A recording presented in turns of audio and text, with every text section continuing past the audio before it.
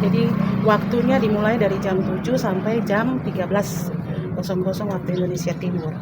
Ya, harapan kami semuanya berjalan dengan baik. Kalau kita lihat dari TPS 7, pemilihnya antusiasnya lebih, ya. Jadi pasti yang bisa kami bisa prediksi ini akan berjalan sesuai dengan waktu, yaitu mungkin pada saat bahkan mungkin sebelum jam 1 itu pemilihnya sudah bisa menggunakan hak pilihnya di TPS 7. Tapi kalau di TPS 18 kita lihat antusias pemilihnya mungkin tidak terlalu, dia agak sedikit lambat. Tetapi nanti kita lihat apakah nanti pasti waktu-waktu terakhir mungkin semuanya akan datang untuk menggunakan hak pilihnya. Tapi harapan kami ya mungkin semua ya, ini harapan kami semua bisa menggunakan hak pilihnya di sana. Seperti itu. Pengawasan dari Bawaslu sendiri? Apa yang menjadi perhatian Bawaslu dalam pengawasan kali ini?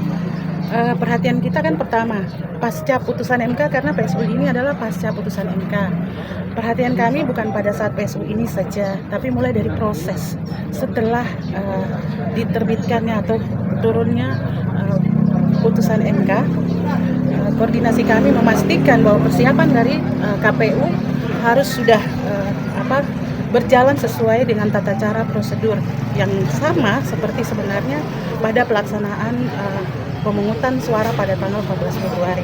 Dan kami sudah melakukan koordinasi dengan KPU sampai pada proses terakhir, yaitu pencermatan di daftar pemilih tetap.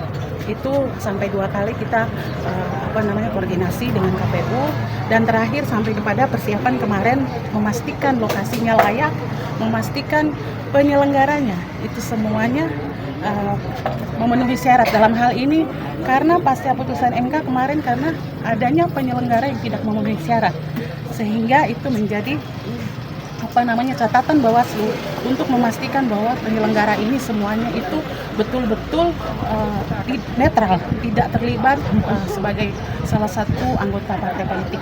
Itu yang kita pastikan, dan juga semua persiapan logistiknya juga itu menjadi catatan kami dalam pengawasan kami. Itu pada hari H itu kita sudah tidak mengulangi kekurangan dan lain sebagainya seperti itu. Berapa banyak anggota Bawaslu yang diturunkan untuk memantau hari ini di 2 TPS? Kalau dari pengawas pemilu ya, anggota pengawas pemilu kami dari provinsi untuk masing-masing TPS itu sebanyak 5 pengawas pemilu.